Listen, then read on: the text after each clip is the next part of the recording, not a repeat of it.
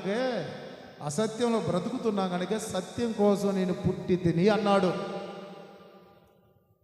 సత్యం కోసం నేను పుట్టి తిని అంటే ఇప్పుడు సత్యం లేదంటే మరి ఇప్పుడు ఏడ సత్యం? ఇప్పుడు నన్ను తీసుకొచ్చి మీ ముందు నిలబెట్టారు, నేనే తప్పు చేసా చెప్పు?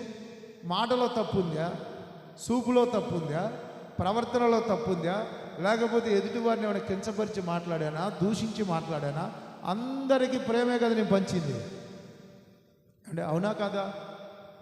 కఠినాత్ములెందరూ నేరాలు మోపి